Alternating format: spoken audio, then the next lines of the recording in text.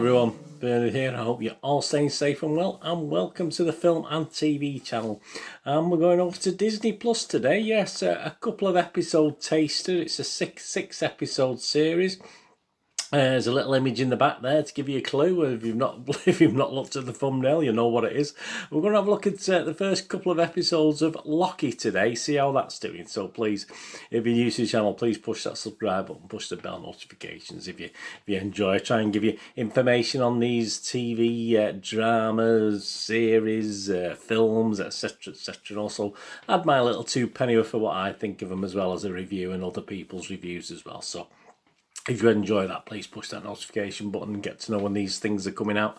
And you also see some stuff on my football team, Manchester City, as well. I do City history, City present, lots of different things on there. So, or if you know somebody who might be interested, point them in my directions. A couple of links on screen for Facebook and Twitter. So if you do follow or friend me on there, I do check every couple of days and follow and friend everyone back.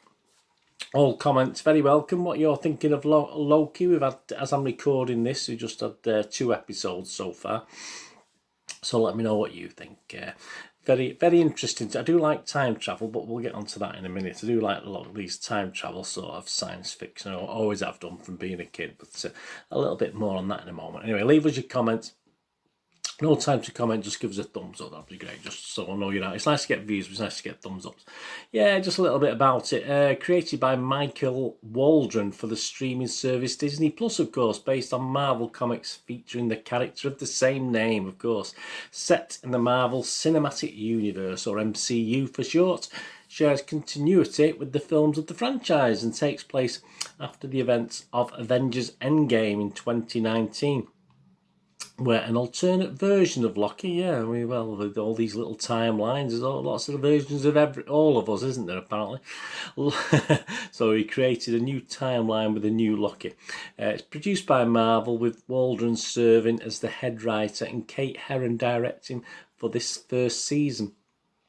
Tom Hiddleston reprises his role as Loki from the film series, with Gugu Mbatha-Raw, Wunmi Mosaku, Eugene Cordero, Tara Strong, Owen Wilson, Sophia DiMartino and Sasha Lane also starring in this, and it premiered on June the 9th, 2021, so it's on weekly for the next 6 weeks.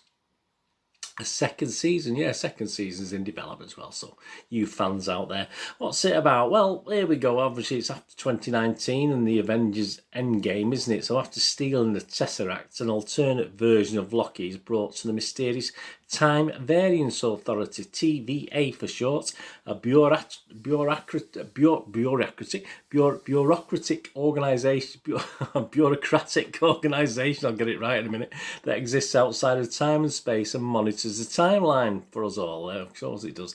They give Loki a choice: face being erased from existence due to being a time variant, or help fix the timeline and stop a greater threat. Loki ends up trapped in his own crime thriller, travelling through time and altering human history. There you go. Episode 1 was called Glorious Purpose. Yeah, that had Loki arrested by the TVA. He creates a new timeline, of course, and got arrested for that after escaping from the Battle of New York. The TVA reset the timeline, and this variant Loki stands trial in front of Judge Ravonna Renslayer, quite funny, for crimes against the sacred timeline. He obviously gets through that because we have an episode 2 called The Variant, where Loki's allowed to join a TVA mission to the site of an attack by the variant in 1985 Oshkosh, Wisconsin. I'm struggling today. He derails the mission by stalling and attempting to bargain his way into meeting the Timekeepers. Yeah, they're the guys who run it all, who created the TVA and the sacred timeline. Mobius convinces Renslayer to give Loki another chance, and after doing research, Loki theorises that the variant is hiding near apocalyptic events throughout time, where their actions do not affect the timeline. Yeah, good little storyline, actually.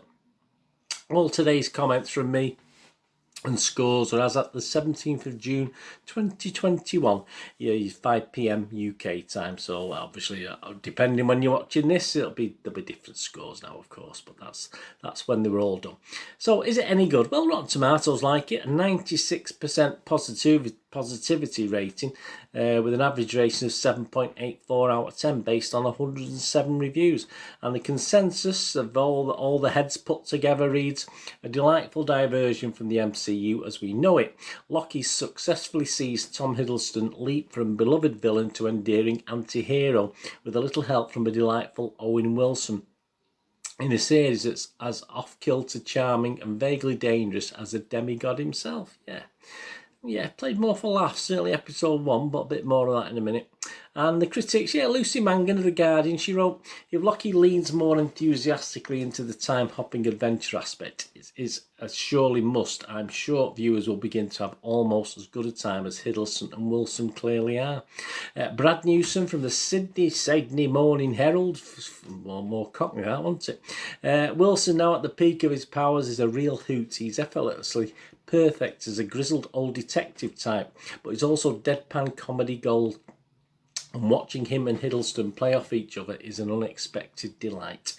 Audience on Rotten Tomatoes, 88% positivity, so not too bad. Metacritic, the other site we look at for the critics, has got a weighted average of 74 out of 100. So again, quite healthy. That's based on 28 critics. And listen to this now. Joe Public, you, me, the normal watcher, Internet Movie Database, 9.1 out of 10.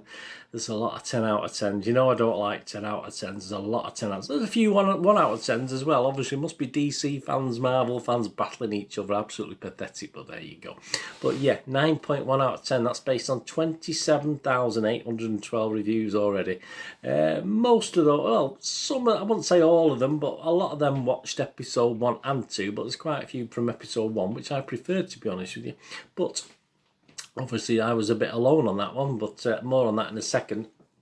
That 27,812, 27,812, 26,586 scored it 6 or more, so that's 96% of the viewing public scored it above a watchable rating.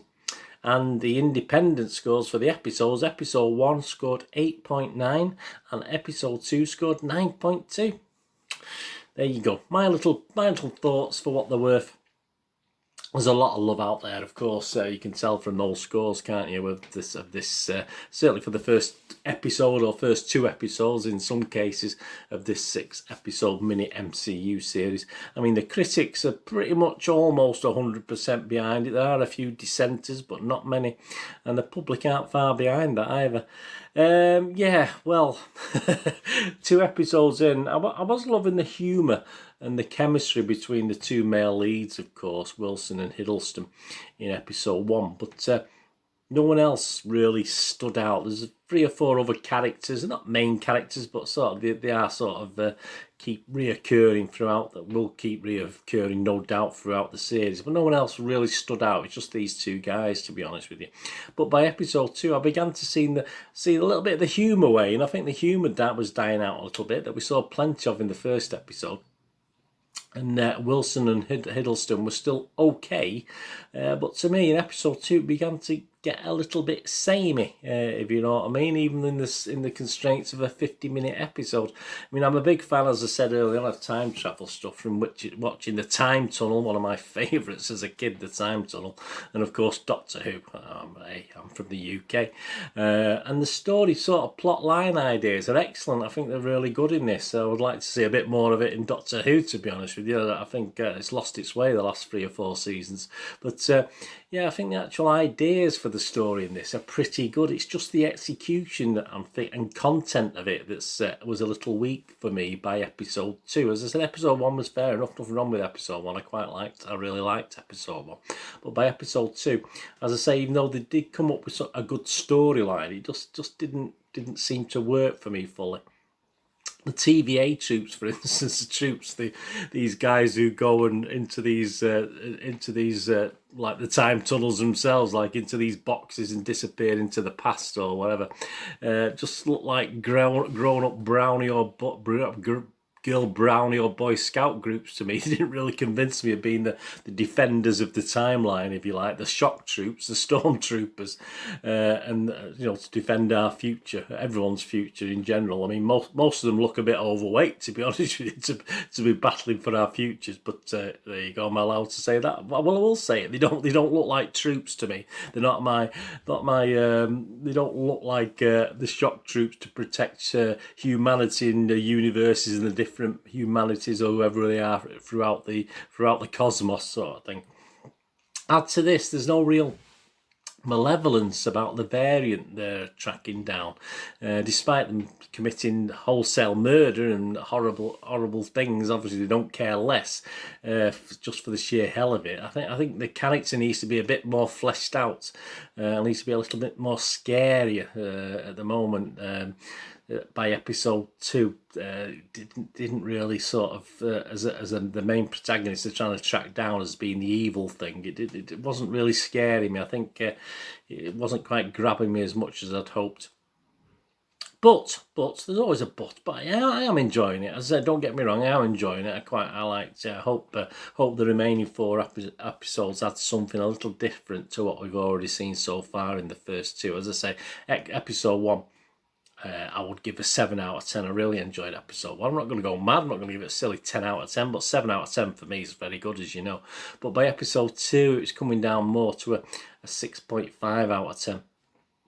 So overall, with a few doubts in my mind and the Hiddleston-Wilson partnership, like the story, beginning to wane just a little for me by episode 2, I will stick with an overall rating of 6.5 out of 10. I'll give it 6.5 out of 10. I'm fingers crossed going forward. I hope that will increase again. But as I said, I just found by the end of episode 2, I found it all a little bit same, a little bit repetitive, even within the constraints of a 45-50 minute episode. So hopefully going forward it will improve. But I'll give it a 6.5 out of 10. It's certainly not a disaster, but I'm not going to go mad like some of these other people are doing for it. Yes, it may be. Yes, I am a DC guy. I loved DC comics as a kid, but I love Marvel comics as a kid. I just had a slight leaning towards DC, and certainly with the films, it doesn't bother me. If a film's good, whether it's rubbish, it's rubbish. Whether it's DC or Marvel, that doesn't bother me. But yeah, I want to see within the constraints of 6 episodes, I want to see a little bit better. Having said that, I mean, I've mentioned Doctor Who before, and I think these 2 episodes are probably the best 2 episodes, compared to any of the Doctor Who for the last 3 or 4 seasons. I think they probably knocked that programme into a cocked hat, or the storylines into a cocked hat up to now. But yeah, I would like to see a bit more of this sort of style adapted to Doctor Who, perhaps. But that's another story, isn't it? Anyway, yeah, 6.5 out of 10. Let me know what you think anyway. Let me know what your comments and your scores are on Loki, and onwards and upwards to episode 3. And as I said, I'm still looking forward to it. I've still not been put off by it. Be interested to see how it progresses, because episode 2 did finish quite well, actually. It did have a good ending to it, so obviously it gave us options for going forward. Anyway, thanks for watching. What are you going to do the rest of the day? Have a great one. Look after yourselves, look after your friends, look after your families. More importantly, let's all look after each other till we meet here again on the film and TV channel, or perhaps have a flit across, have a look at my Citizen channel, my football channel. Whatever it is, all I ever ask you to do is stay safe, everyone. Thanks for watching. Bye for now.